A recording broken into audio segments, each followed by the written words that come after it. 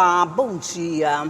A creche Escola Sementinha aqui da Assembleia Legislativa está executando um projeto piloto baseado numa lei que já foi aprovada aqui pela Assembleia Legislativa, de autoria da deputada Janaína, que prevê o combate à violência tanto sexual ou de qualquer outra forma dentro das escolas com a infância e a juventude.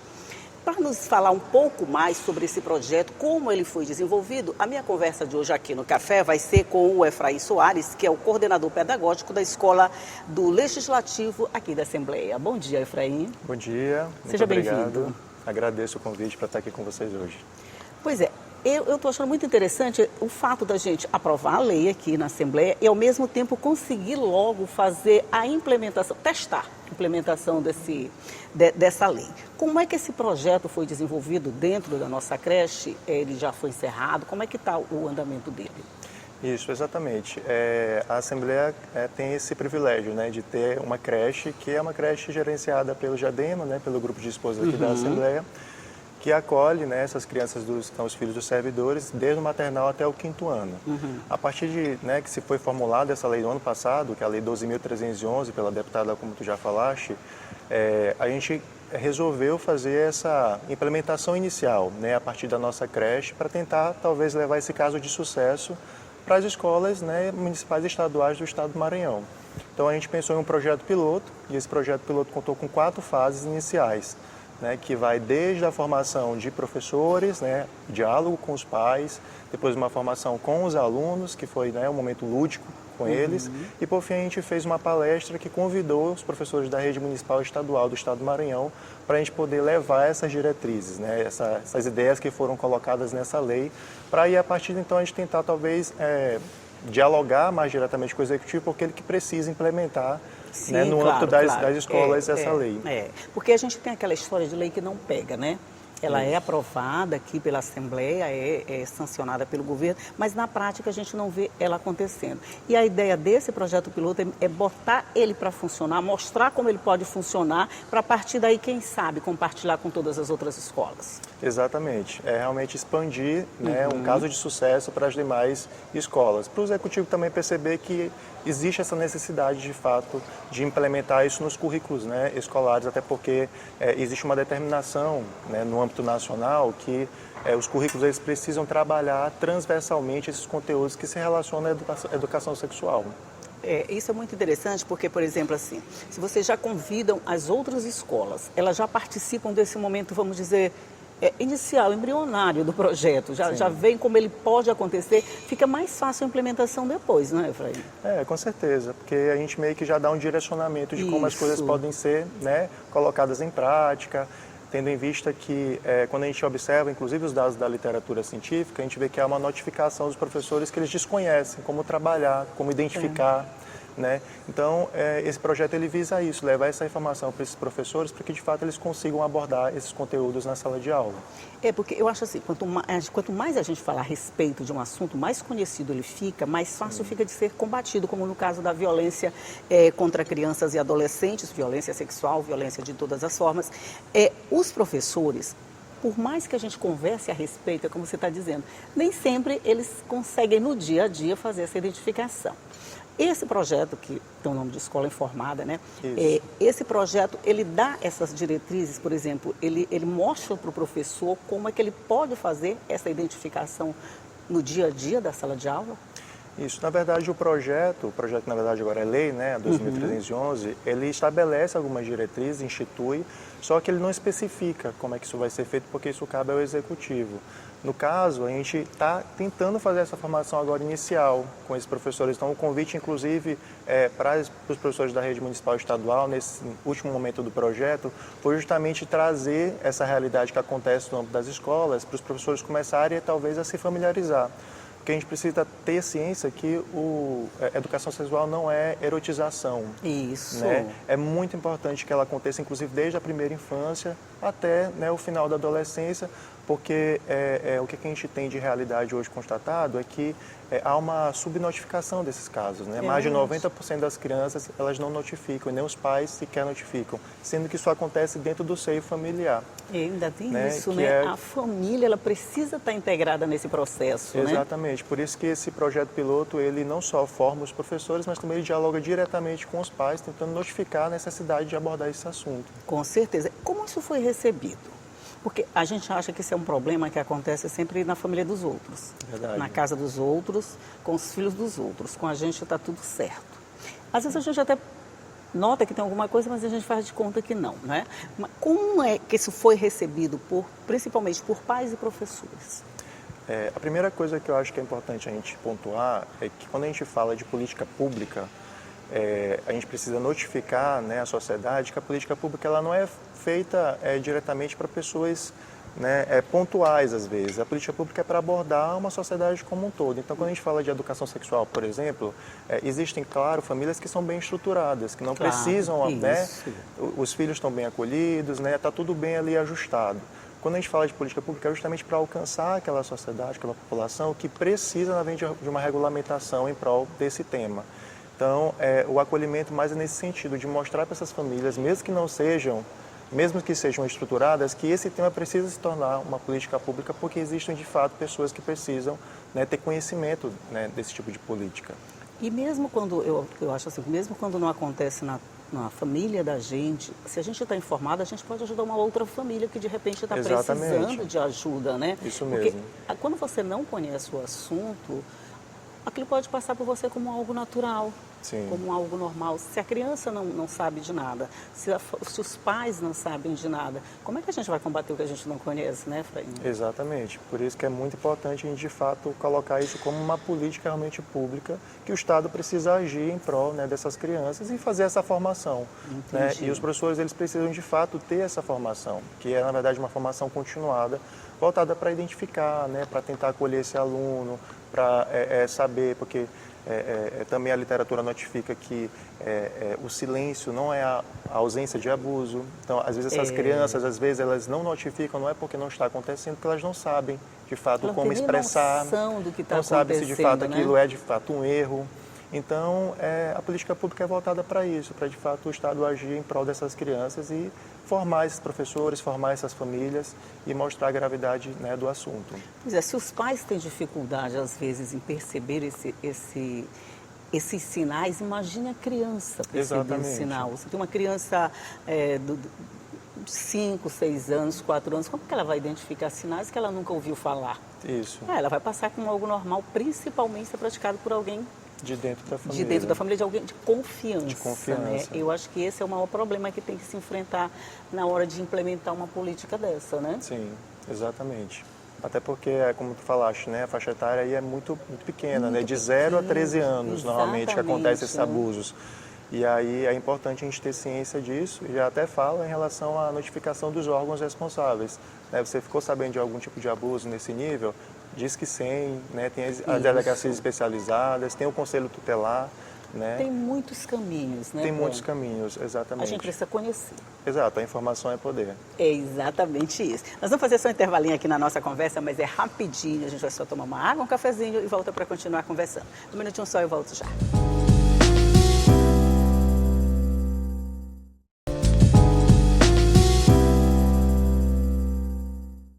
Já estamos de volta conversando aqui sobre um projeto piloto que foi desenvolvido aqui dentro da creche Escola Sementinha, que funciona na Assembleia Legislativa, baseado num projeto já aprovado pela Assembleia que combate a violência sexual entre crianças e adolescentes. Eu estou conversando aqui agora com o coordenador pedagógico da Escola do Legislativo, o Efraim Soares.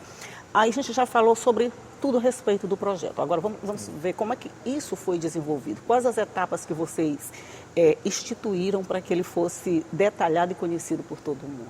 Isso. Como a gente já falou, foi implementado, né, aqui na creche Escola Sementinha, que foram 4 fases a implementação. E aí eu queria só pontuar que em relação a essa implementação, da importância da gente acabar com esse mito de que só a família que deve trabalhar o aspecto, né, da educação sexual. Isso também precisa ser colocado no âmbito da escola, dos professores, porque eles que geram essa formação. Então, acho que esse é o primeiro ponto, da gente pontuar, por isso que a gente tentou fazer esse projeto piloto no âmbito da creche, escola, de formar esses professores. Então, o primeiro aspecto foi formar esses educadores de como identificar, de como abordar esse assunto. Então, foram feitas uma rodada de palestras com psicólogas e pedagogas, que inclusive lançaram um livro só sobre esse tema, trouxeram diversos, né, casos a nível Brasil, notificando a respeito da literatura que ela tem falado sobre esse tema, inclusive legislações a nível federal que regulamentam já a matéria. Certo. Né? E aí o segundo momento foi a formação, na verdade, o diálogo direto com os pais, né, de tentar mostrar, através inclusive, né, desses casos reais que as professoras trazem, as mesmas professoras psicólogas que estiveram nesse momento, falar da importância da escola abordar esse assunto e da parceria que precisa existir entre a escola e a família para acolher essas crianças e mostrar da importância desse acolhimento. Então, o trabalho basicamente é preventivo. Sim, não, tem né? que ser preventivo. Exatamente, né? evitar que a coisa aconteça. Evitar que aconteça, né? Porque a gente sabe que os danos, eles são muitos, né? Para uma criança que sofre de 0 a 13 anos qualquer tipo de abuso desse nível. E aí a terceira fase foi o aspecto mais lúdico, né? A gente fez uma peça teatral tentando abordar essas questões para as crianças, né? E aí foi muito, muito bacana, porque a gente conseguiu realmente alcançar de forma direta, né, de forma lúdica, interativa, esse aspecto com as crianças, que vai desde o maternal até o 5º ano aqui na creche. E aí, para a gente tentar também caminhar um pouco mais, a última fase foi a palestra, que a gente convidou os professores da rede municipal e estadual, no sentido realmente de mostrar que essa lei existe e que a gente precisa de fato falar sobre ela. E que de forma que a gente, né, pode abordar isso a partir de agora, já que a lei ela foi criada desde 2024, ano passado. Ano passado, né? Então, tentar já talvez dialogar um pouco mais diretamente com o executivo para saber de forma que a gente pode, né, pode ser, levar isso para toda a rede estadual e municipal. É verdade. Só para lembrar, a gente até foi instituído o Maio Laranja, que é exatamente para chamar a atenção de todo mundo, da sociedade, aí entra pai, aluno, professor, família, todo mundo, para essa situação que é grave e não é tão pequena quando a gente pode pensar, né? Aí quando você fala, a gente tem de 0 a 13 anos. Sim. Em nenhum momento houve rejeição assim, nesse processo que vocês fizeram? Tipo assim, não, minha criança ainda é muito pequena, ela ainda não participa, não pode identificar, ela não pode entrar nesse processo. Sim. Houve esse tipo de rejeição? Infelizmente ainda tem, né? Porque as famílias ainda não consideram isso como sendo muito relevante a partir da infância. E aí é o que a gente notifica, né? Isso acontece dentro do seio familiar. Então, se acontece, né, entre tios, né, padrastos ou pais mesmo, pai mesmo, né? É chocante, mas a gente precisa realmente levar isso como uma realidade, que acontece muito próximo de nós. E acontece desde a primeira infância, né? Inclusive nos momentos que a criança não consegue falar sequer sobre aquele assunto, porque não sabe se aquilo de fato Não tem nem noção do que está acontecendo. Né? Então, há uma resistência, inclusive no momento que a gente teve a formação com os pais, ainda teve pouca adesão, né? Muitos pais faltaram, mas é um momento de... É um trabalho de formiguinha, Exato. Né? Tem que levar o conhecimento. E aí, muito bacana porque a nossa presidente, a Iracema, ela abraçou 100% o projeto e ela quer fazer desse projeto algo permanente. Né? Todo ano a gente vir com esse tema e conseguir dialogar sobre essa lei, que é a realidade agora no estado do Maranhão. Pois é, isso que eu acho. A informação, gente, a informação é tudo. Porque às vezes tem uma coisa que acontece que você nem imagina que aquilo é um erro, que aquilo é um problema, passar a naturalizar o que não é natural. Mas se você tem o conhecimento a respeito, você vai saber distinguir o que é certo e o que é errado. E passar para essas crianças, proteger essas crianças, né? A gente tem a nossa obrigação proteger uma infância de 0 a 13 anos, então completamente vulnerável. Então quando a gente abre esse debate, eu acho que até um momento bem único desse processo de tentar implementar uma lei, transformar ela em alguma coisa, uma realidade, para combater uma outra realidade que já existe, né? Exatamente. Essas crianças precisam de acolhimento. E aí, para elas serem acolhidas, né, a gente precisa estar bem informado e saber de fato como é que a coisa funciona. Como a coisa funciona, né? A partir agora, do fim da quarta fase, terminou esse trabalho?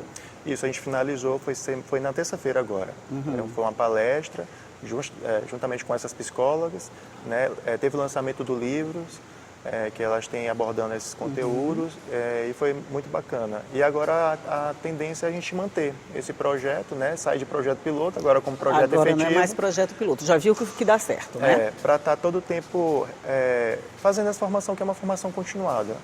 Isso, né? era isso que eu queria Levando saber. pros Se a professores. partir do fim do projeto piloto, começa mesmo um trabalho sistemático. Sistemático, agora estrutural e conjuntural também, tentando dialogar agora com o executivo para a gente mostrar essa realidade, esse caso de sucesso, né, de conversar com esses professores, com os pais, né, que é com a comunidade escolar e com os alunos, da importância desse tema, porque o executivo comece também a levar isso para a rede como um todo. Fazer disso uma prática na Uma rede prática. de uma forma mais geral, né? Mais geral. Porque, por enquanto, quando está aqui na Assembleia, a gente está restrita só à nossa escola. Só nossa escola. Nossa exato. escola, mesmo que vocês tenham convidado outros professores que passem a conhecer a realidade, ele precisa ser oficializado, né? Exatamente, precisa ser colocado em prática. Colocado em prática, toda a né? rede estadual e o executivo que precisa fazer, né, essa implementação.